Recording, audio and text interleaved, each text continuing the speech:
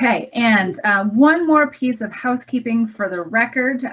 If everyone who is on the call, just to make sure, we added everyone we could who we heard from, but because there are a lot of phone numbers, if everyone could just take a minute, whether right now or right after the meeting, to send an email, and I'll give you the account in a second. I will also put it in the chat to let us know of your attendance. It is MDH. Oh, Jane is presenting it. I just did it, yes. And I'm going to make it larger. I'm going to try to. Try to make it larger if I can so people can see it. Well, we just made it smaller. That's really helpful. There. Can everyone see that? Yes, thank you, Jane. Perfect. We can't, those of us who aren't on Google Meet can't see. Can perfect. You just I'll say it out loud. So get your keyboards or your pen and scratch pad ready. Please register your attendance at mdh.dltcs@maryland.gov. Again, MDH as in Maryland Department of Health. D as in Delta, L as in Laura, T as in Tom, C as in commitment, S as in Sam, at maryland.gov. Wonderful. Thanks, Jane. It's the same address you used to send your request to be invited. Exactly. Yep. And it's the same one that's in the solicitation. So we're keeping everything through that box. Great.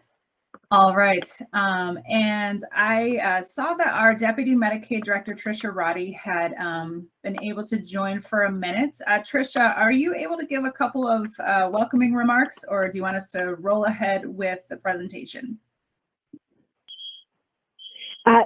Just welcome, real quickly. This is a really important initiative for us, and we are so excited that we're moving forward with it. And I'm just really glad at the level of attendance today. It shows that there's hopefully tremendous interest in the opportunity, and look forward to hearing your questions and comments.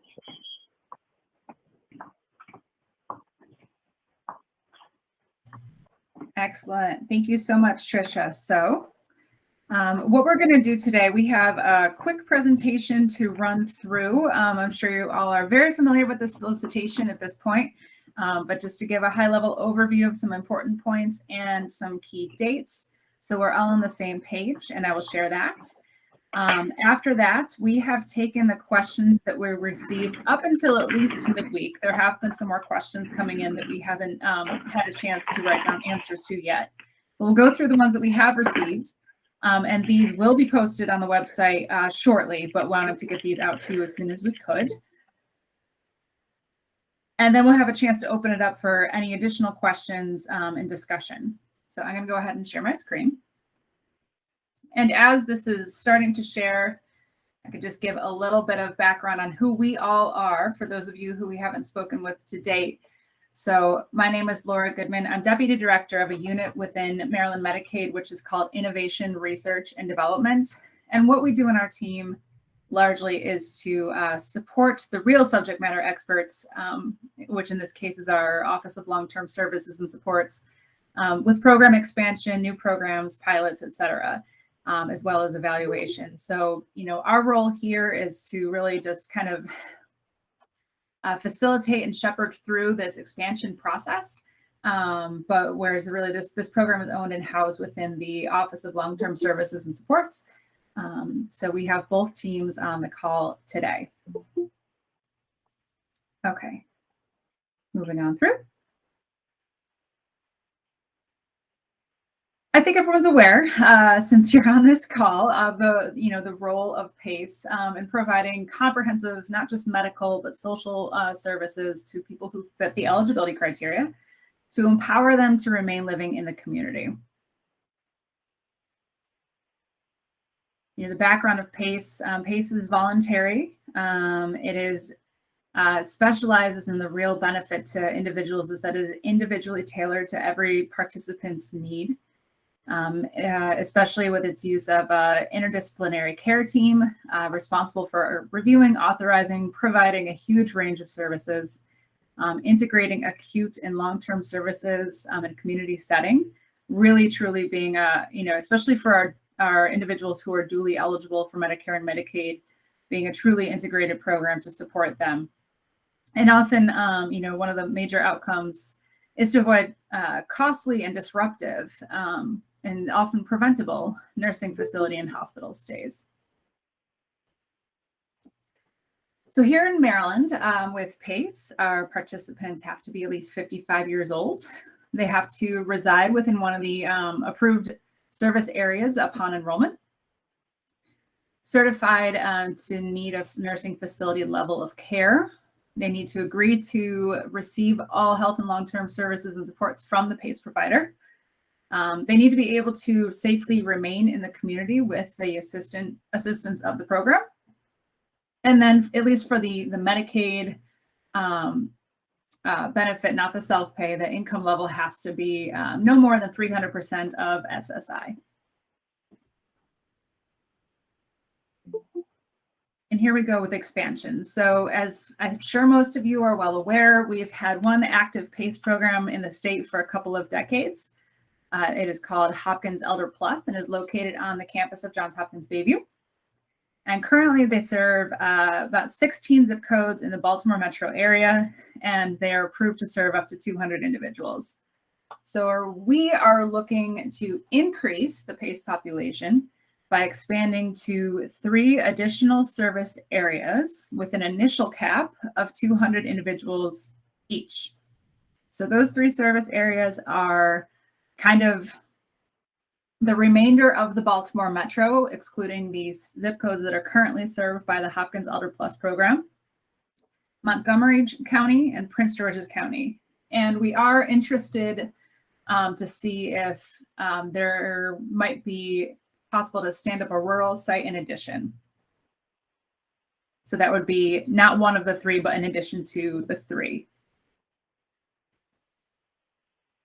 So we've got some questions on this, which we'll go into, but one of the criteria that we put on here is that we are looking to have 1 PACE organization per service area that is no shared zip codes.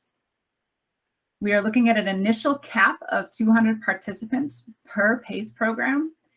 And when we say initial, we really mean that to be pretty firm when we say initial, but we have spoken with other states who employ what they call a soft cap, whereby a process is developed in which if a PACE organization has met and maintained the cap, in which our case is 200 individuals, then they can apply to us for an expansion of the cap, kind of a proposal. So if that were to happen, it's not something that we would know for a few years until the organizations are actually launched and enrollment begins. In the service area, we included zip codes in the solicitation. So the service areas, you can propose as many or as few in that county as you wish. So kind of getting in on this first round of expansion activities is a bit of a benefit. We're not going to require applicants to cover the entire jurisdiction. You can select the zip codes that you want, and individually tailor it to your program.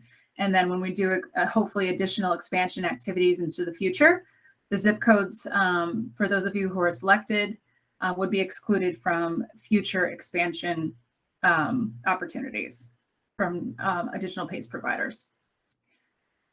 Applicants can submit applications for multiple service areas, but you have to submit a separate application for each. For example, if there is an applicant who is interested in setting up opening a new PACE center in Montgomery County and another one in Baltimore City, we need 2 separate letters of intent for each. Or I'm sorry, we need 1 each, 2 total. Basically, for each PACE center that you are wanting to open, we need a separate application. One of the questions we got, which I'll go into a bit later, If you are looking to open up one PACE center and some of your intended zip codes bleed into a different jurisdiction, you just need to submit one application, but you have to justify why you want those additional zip codes. And if there's another applicant in that other county who also wants those zip codes, we have to take both into consideration. In terms of the rural, again, this is just something we're interested in seeing if it's feasible. And we're going to start with an initial cap of 100 participants for the rural site. And we're asking applicants who would be interested in rural to propose the zip codes and jurisdictions that they would intend to cover. A little bit on our process. We tried to make this as clear in our solicitation document as possible, but we've been thinking about it for months. Whereas you're all probably seeing it, I'm certainly seeing it for the first time when we released it a few weeks ago. It's kind of a 6-step process. If anyone's familiar with how New Jersey has operated their PACE expansion activities, this is kind of similar to what they have done. So step 1 on here, the letter of intent, is why we're all here today. According to the process that we've developed, step 1 is the only competitive step. We will be reviewing your LOIs and making a decision on which PACE providers we're going to move forward with based on that. Only those who are selected in round 1 will be moved on to round 2, which is the request for additional information. And I can go into a little bit more on each one quickly. So again, this is why we're here today. The competitive letter of intent, obviously it's due on November 3rd. You have to meet the requirements of the solicitation that are listed out in section 1.5. Include a cover letter. And then the areas, there's 4 main areas to this LOI, which are your experience operating a PACE organization, or if you've never operated a PACE organization, your experience directly providing home and community-based services. The second section is to demonstrate familiarity with the service area, or if not there, then with a service area that is similar to the service area that you're proposing. We need a detailed plan for service delivery. And then the 4th section is outlining your financial capabilities and readiness to assume risk. And this will include a fiscally sound financial plan for implementing a new program. And again, this is the only section that needs to be submitted as of November 3rd. The following sections, the request for additional information and forward, there is some information in the solicitation document about these following steps. So to read it carefully, because some of the information in the solicitation document does not apply to this round. If you're back in the appendices, you will see that there's kind of an illustrative list of what we might be looking for in the RAI and going forward. So basically step 2, the request for additional information, or RAI. Only selected applicants from the first round will be asked to submit an RAI. We have, again, kind of an anticipated list of questions that we'll have for our selected applicants for the RAI phase. And pretty much the intent of that is to help the selected applicants to get ready for the CMS application, which of course is step 3. So at that point, we're past competitive round, and we will be working with you to help you get your PACE application ready and submit it to CMS. CMS might have its own RAI phase, and then after that, CMS will approve or disapprove the PACE application. In Maryland, PACE centers are required to submit a completed license application to the Office of Healthcare Quality, or OHCQ, to become an adult medical daycare. And there's state and federal regulations listed here. And for those on the phone, we have COMAR 10, 1204, and 42 CFR section 460. After that, an extensive state readiness review according to CMS guidance. And this will also be the step by which selected applicants will submit their application to be a Maryland Medicaid provider through our ePrep system. Last but certainly not least, and worthy of celebration, will be execution of the PACE agreement between the applicant, the Department of Health, and CMS. And again, you have to have your OHCQ licensure as adult medical day prior to us finalizing. The last slide just kind of has dates on our submission timelines. So again, we posted on September 1st. Today is September 20th, and we are having our pre-application conference. Final questions are due. This is an important one to know. Questions are due on September 30th. Our responses back to you all are due no later than October 14th. So again, keep the questions rolling in. We have another 10 calendar days until the 30th, close of business, to receive your questions. And then we will post them as soon as we have answers. We're not going to wait until October 14th to post answers to questions, but that is the final date that we have to be responsive to you all, to leave you with a few weeks to finalize and tweak your applications. Again, the competitive letters of intent are due on November 3rd by 2 o'clock, again, Eastern Standard Time. And then our selection decision will come. We don't have a firm date for that. That is a question we received, but probably around the end of the year or early January is what we're intending. So our next section is on questions and going into some of the preliminary answers that we've developed for you all. But I will stop there and see if anyone has any questions on the process itself. And we do have a raise hand function if anyone wants to use that, or feel free to go into the chat.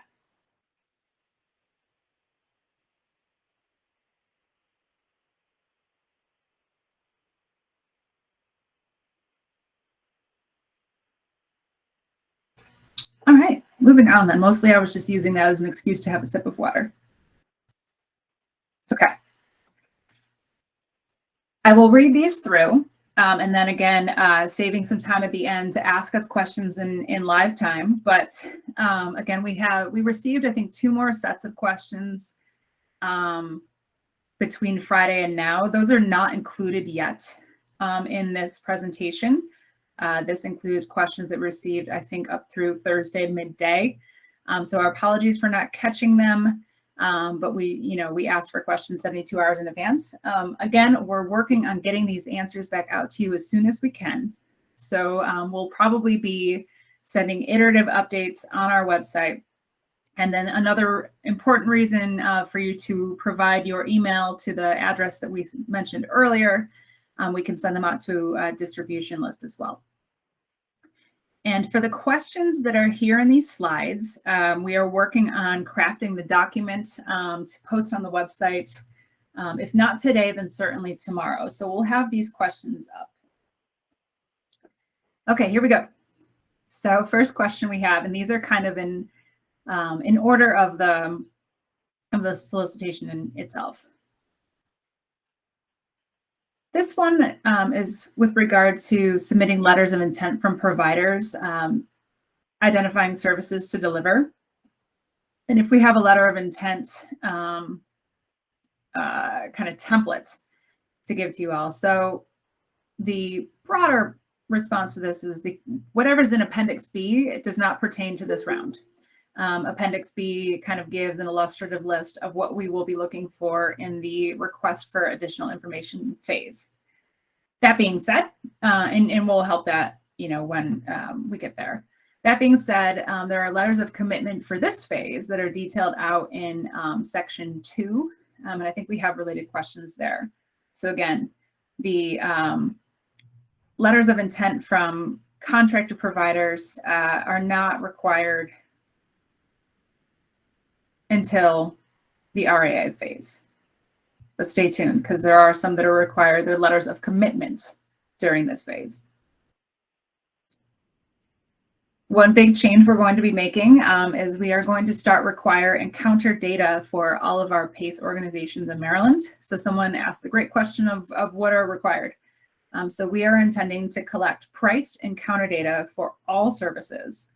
And that includes the non-coded services for which PACE is responsible. And we intend to develop some kind of electronic submission portal.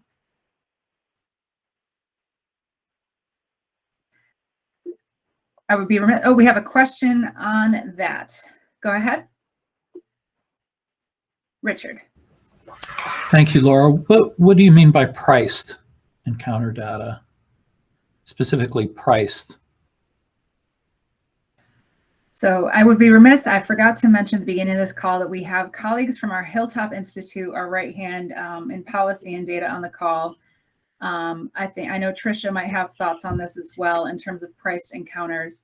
But what we're looking to do in Maryland is to actually use the PACE priced encounter data for rate setting in the future, as well as for quality and monitoring purposes. So I'm not sure, no additional explanation is coming to mind for priced. I know that, in many states and traditionally, the kind of PACE traditional services aren't necessarily priced out. But there are some states that have been developing code books for them with associated prices. I'm not sure, Tricia, if you have any additional commentary on priced encounters. So generally what we're looking for here is how the charges associated with the service, so that we can understand the charges that are being paid for by the organization, so that when we go into rate setting, we can take those into consideration for future rates. And I think at this junction, or at this juncture, we just want to make sure that all of you know that this will be a requirement. I think it's, and correct me if I'm wrong, Tricia and Hilltop, but I think this is something that we will be standardizing across all of the PACE organizations in Maryland, and working on collaboratively to develop a standardized kind of reporting book. Right. So obviously, because it is going to be a requirement of the organizations, we wanted applicants to understand that they would need to work with the department and Hilltop on this initiative.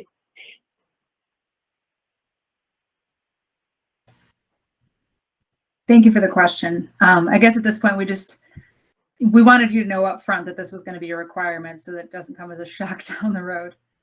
We understand we've heard from PACE organizations in other states that it's a lift.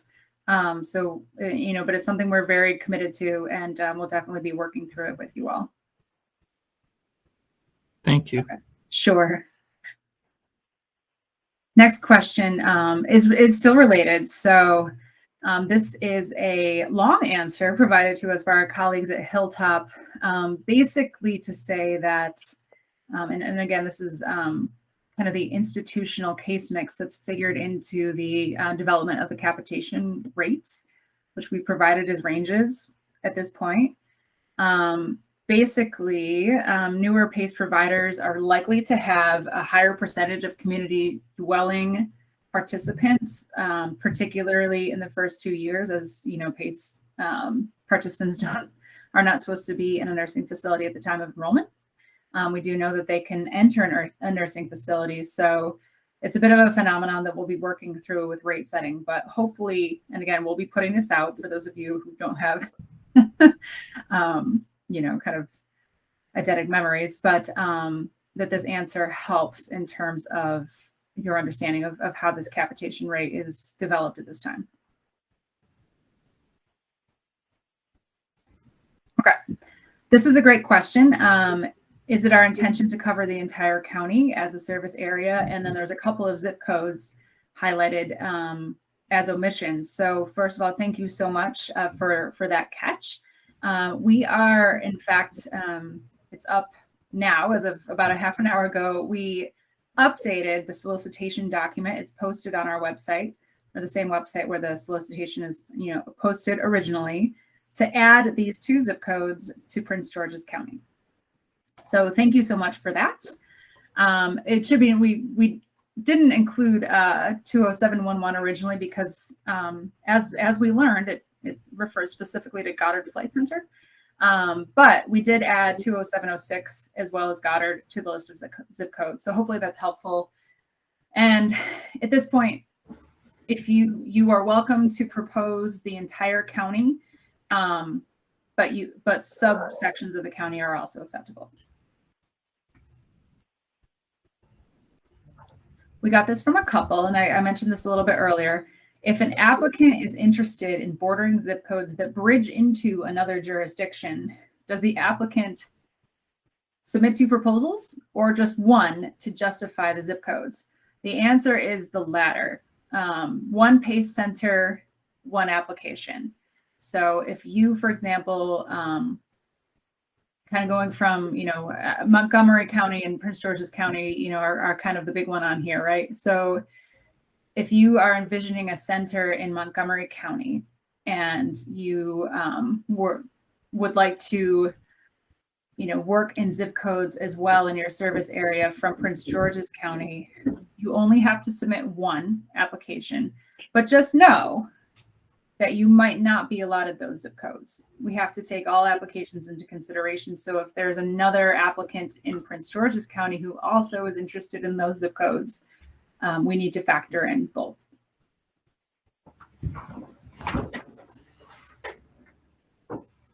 So if the next question, if all of the applicants' current PACE centers are operational, are the CMS application or state readiness dates required or only the opening date? That's a great question.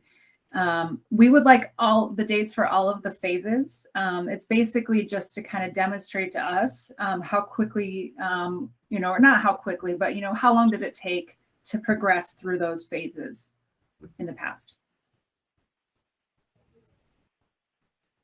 This one is on references. Can references be part of a plan advisory committee? A participant, what needs to be outlined in the letter? What does capable of documenting mean? And basically with references, bottom line, they need to speak to the services provided by the applicant within the past 5 years, from someone who can, conflict-free say, speak to your ability and the services that you've provided. And the criteria are in the solicitation, but we've listed them here. So we need the name, and then the entity they're associated with, contact information, and the type, time, and duration of services provided. Enrollment plan versus marketing plan was our next question. It was a good one. So they certainly complement each other. So we see an enrollment plan as being internally facing, and kind of includes your monthly enrollment projections, details on how you will ramp up enrollment. And the marketing plan is more the outwardly facing strategies that you intend to employ to drive up enrollments. So your messaging, your channels, your partnerships. And CMS does have some marketing guidelines as part of the provider handbook. The parameters, this question is about the parameters to detail the services and activities to be listed and the resources needed. So what level of detail are we looking for, basically? We don't need an exhaustive inventory list. Please don't put yourselves through that. But what we're hoping for here is that you can demonstrate your comprehension, your understanding of the type of resources that you will need to start up a PACE site. I see we have a question coming through in the chat. Is the intent to select 1 applicant per PACE region following the competitive LOI process? Thank you, Claudia. Yes. So basically, this round, submissions that we'll be receiving on November 2nd, is our competitive round. And we will be selecting the applicants based on this round. And then RAI, the request for additional information forward, only the selected applicants from this round will be invited to submit the RAI and proceed with the PACE application. Hope that's helpful. Okay, so for contractors who will provide services, do we need an actual contract or just a letter? This is regarding, there is a table to fill out with a high level list of PACE services. It's not an exhaustive 3-pager. I think it's about 1 page, maybe 1 1/3 of PACE service type buckets. And what we're asking you to fill out is this one, our PACE organization will directly employ the staff to conduct, home health, we will contract, physician services in-house, however it might shake out.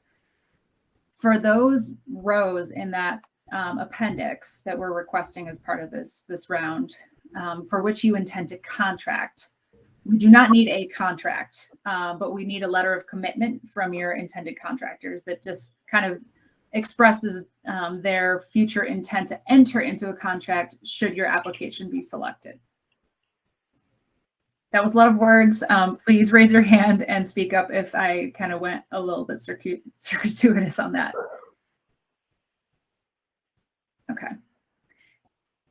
Is an anticipated contractor necessary to list for every Appendix A, every service in Appendix A not being provided? So this is a kind of a variation on the same question. We are asking for letters of commitment from each anticipated contractor. Okay, these are questions. We went with our fiscal experts to derive these answers. So if you have follow-up questions, we might need to, kind of write them down and come back to you with answers in our next round of responses. Does the cost of operations need to be detailed, or is the total sufficient? And what does break even mean? Positive net income on a monthly basis, or the payback of working capital? Answer: total is sufficient for cost of operations. Break even means positive net income on a rolling 12-month basis.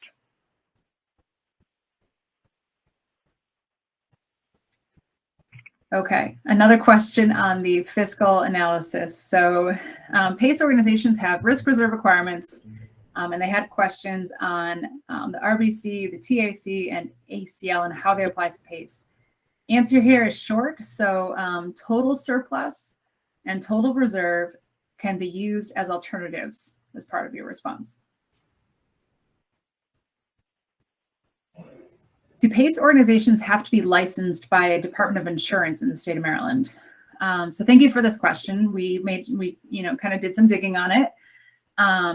Medicaid providers in Maryland are required to have insurance, but not through the Maryland Insurance Administration. The types of insurance that providers are required to have are workers' comp, vehicle, general liability, and so on. Another question on fiscal. So what financial data and information do we require for a PACE program, and what are the insolvency plan requirements? I'm going to read this out loud. Here we go. So the company's best information related to an annual profit and loss, or P&L estimate, is required. Regarding insolvency, minimum risk-based capital ratio of 200% must be maintained. Expressed another way, the applicant must have enough capital and surplus on hand at all times to pay at least 2.5 weeks of claims and administrative expenses without additional incoming revenue. And if you were to cross that threshold, a corrective action plan would be required. That's all the questions that we had time for, or that we'd received in advance of the solicitation that we, had the time to turn around answers for. I know that we received some more and we're working on them. We have some time for additional questions, but I will repeat that for the questions that are answered in this presentation, we will be posting those on the same solicitation website after the meeting. So fear not if you didn't catch this whole thing. And we will be working on turning around your additional questions within a few days that rolled in over the past couple of business days. And again, as a matter of housekeeping, since some folks were still joining late, we are recording this meeting. And if you haven't already, please send an email today to indicate your attendance to mdh.dltcs@maryland.gov, and that'll ensure that we have you all on an up-to-date distribution list to let you know when additional information is posted. Oh yes, and an updated solicitation is there too. The only change is to add the 2 additional zip codes in Prince George's County. Have a question in the chat. Could you elaborate more on what you mean by conflict-free references? Absolutely. So basically, it should be someone who is a client. Conflict is a bit of a strong word, but I would say, someone who receives services who is not necessarily going to benefit financially from your successful application in this process, if that makes sense. As in, folks who or agencies who you will contract with, for example, for a PACE site in Maryland, should be sending letters of commitment, but not serving as references. That's just an example. It should be someone who can speak to your ability to provide the services in the past. I'm not sure. I'm happy to try to articulate that differently if that's not helpful.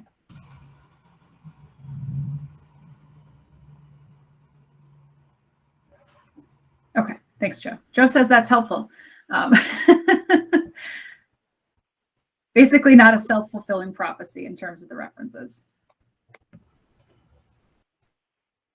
Other questions? And if you submitted them to us via email, but you want to ask them, but they weren't responded to yet, and you want to ask them out loud here, please feel free. We will do our best.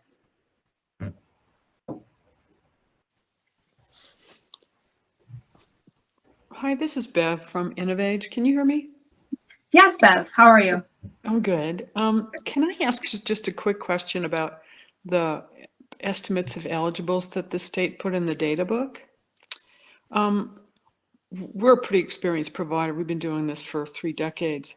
And about 80% of people who come into PACE aren't already in the Medicaid system. There are people discharging from a nursing facility during the Medicare portion, or, the family just reaches a breaking point. So our estimates of eligibles is somewhat different than what the state sees. Understanding that when we cast a net over those fish, for lack of a better word, we know that there's fish in there that will never belong to us. Maybe a 75-year-old woman with a disability and limited income who just goes to the hospital and passes away and doesn't ever get to a place where she's eligible for PACE. But we know that when we cast a net over those fish, that our fish are in there. So I'm trying to reconcile the difference between the estimates that we usually use, and we reach about 20% of that, 20 to 40%, depending upon the market, of those clients. Can you help me with that, or should we articulate that in our response? Thank you so much for the question. I can articulate it somewhat. I'm not sure if, so it sounds like the meat of the question is, your projections might not match what we have. And of course we use our particular methodology that we stand behind to come up with those estimates, but there's a lot of math behind it.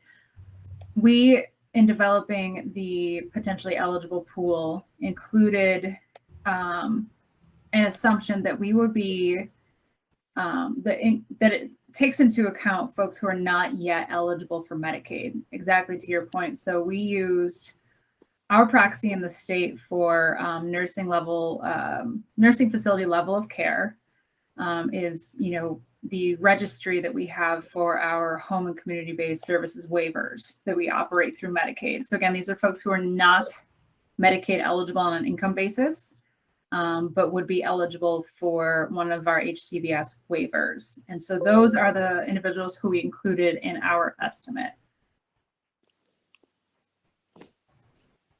Okay. Yeah. I think I may just submit a written question just because of the description in the data book. So thank you, though. Yep. Absolutely. Yep. Yep. Please do.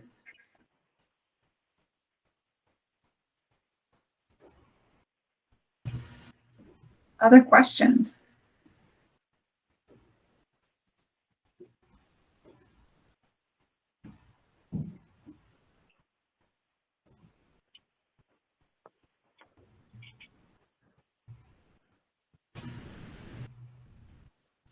All right. Well, if there aren't any other questions, I guess we can close this out a little bit early. Again, we are, a couple of notes of housekeeping. We're accepting questions through close of business on September 30th. Let me make everyone dizzy really quick and go back up to our fun arrow slide with the timeline. Accepting questions through close of business on September 30th. We will be posting our responses iteratively, but we have until latest close of business on October 14th to answer any questions that you guys would have submitted by the end of September. Letters of intent, of course, are due on November 3rd by 2 o'clock in the afternoon. And that's when you all get to celebrate and take a breath and when we start our work. And then within a few months, we intend to announce our selection decision and invite selected applicants to move on to the RAI phase. Again, we will be posting, we already did post the updated solicitation. And we will be posting the questions that we went over during this time imminently. And we have a couple other groups of questions that have come in. As soon as we have responses to those, we will add those to the list of questions and update then as well. Anything final before we close out today? All right, this is very exciting, everyone. We, of course, welcome additional questions, and we're really excited to see your applications when they come in. Have a good start to your week.